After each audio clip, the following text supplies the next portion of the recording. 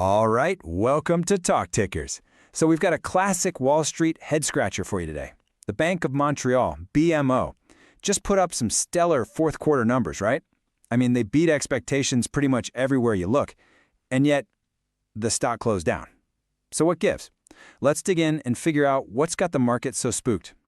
So here's what we're going to do. First, we'll tackle that paradox head-on, the awesome results versus that weird stock drop. Then, we're going to unpack the numbers, see why everything looked so good on paper. After that, we'll get into the real meat of it, the big disconnect between the story management is telling and what the market is actually hearing. And of course, we'll wrap it all up with our take on what's next for the stock, and yeah, we've even got a trade idea for you. Okay, so let's jump right into the big puzzle here. BMO comes out with this fantastic quarter, and you'd think investors would be thrilled, right? Well, they weren't buying it, literally. Let's look at the actual numbers. Check this out. On one hand, you've got an 8% beat on adjusted earnings per share. That's a really solid win. But then you look at the market's reaction, and the stock is down 1.5%. And get this, it was on nearly double the normal trading volume. So this wasn't just a blip. This was a clear signal.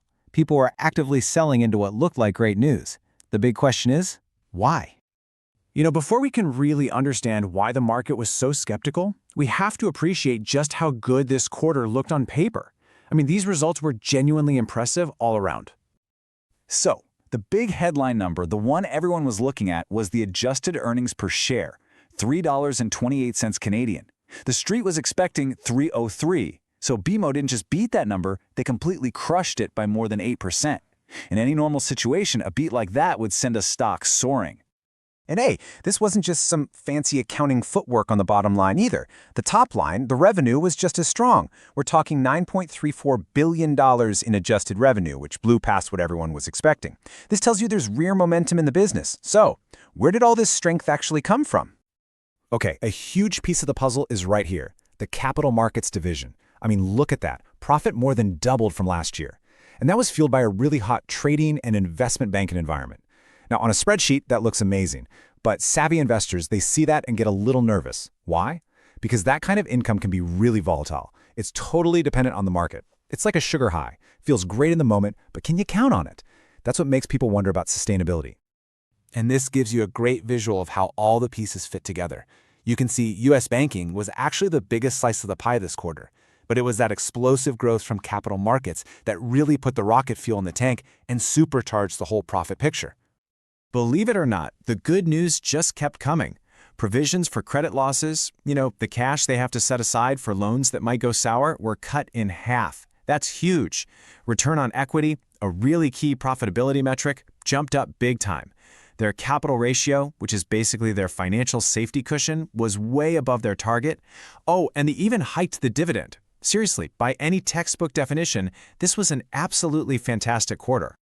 Which, brings us right to the heart of the matter. You have management painting this beautiful picture of strategic wins and strong momentum, but the market was reading from a completely different book. A book that was all about risk.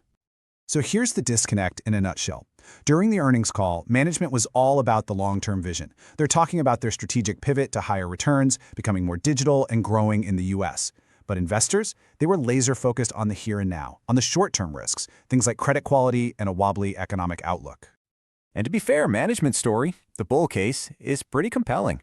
I mean, they're reaffirming a big 15% ROE target. They're making smart moves in the U.S., selling off some branches to fund new ones in better growth areas. They're all in on digital and AI. And on top of all that, they're returning over $8 billion to shareholders this year. That is the story of a bank on the move, really trying to transform itself. But here's the other side of the coin, and this quote from Reuters just nails it. The market's biggest fear is that the good times for credit quality are coming to an end. The worry is that those credit losses, which look so good this quarter, aren't actually gone. They're just getting back to normal.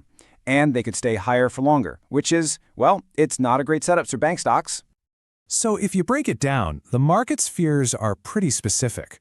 1, the credit cycle is turning, especially with Canadian consumer credit cards. 2, that crazy surge in capital markets, probably not going to happen again next quarter. 3, the outlook for loan growth in the first half of next year looks pretty weak. And 4, there's always the risk that they just can't pull off all these ambitious plans. That's the cloud that was hanging over the stock. Okay, so you've got these two totally different stories. How do you weigh them against each other? Well, that's what we're going to do now. Let's get to our take and see where we think this stock is headed. At the end of the day, it all comes down to this one question, right? For anyone looking at these results, it's where does BMO stock go from here? All right, so our official rating here is market perform. Basically, we don't see anything on the horizon that's going to make this stock dramatically outperform or underperform the market anytime soon. And here's why. The bull case is solid. You can't deny it. Management is doing what they said they would do. But that bear case is just as strong. The economic outlook is murky, and those fears about credit quality aren't going away. So you've got this tug of war happening, which we think is going to keep the stock trading in a range. It'll probably just move in line with its peers until we get a much clearer picture of where the economy is headed. So with that market perform rating in mind, we've got a little something for you. We call it our outrageous but plausible trade idea. It's designed specifically for this kind of situation. We're calling this one the credit skeptic collar. Now, the whole idea is pretty simple.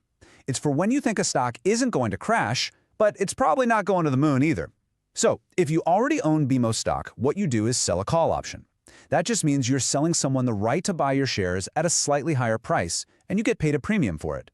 Then you take that cash you just made and use it to buy a put option, which is basically insurance against a big drop. So what's the outcome? Well, you've created a collar. You limit your potential gains, sure, but you also limit your potential losses. It's a bet on stability, not a breakout, which fits perfectly with our market perform rating. Okay, let's bring it all home and talk about the single biggest takeaway from BMO's quarter. The key lesson here, the thing to really remember, is something we call the narrative disconnect. This is what happens when a company's results, the what, look fantastic on paper, but the market is completely obsessed with the why, and more importantly, what happens next. For BMO, the amazing earnings got totally overshadowed by worries about the quality of those earnings and the economic headwinds coming down the pipe.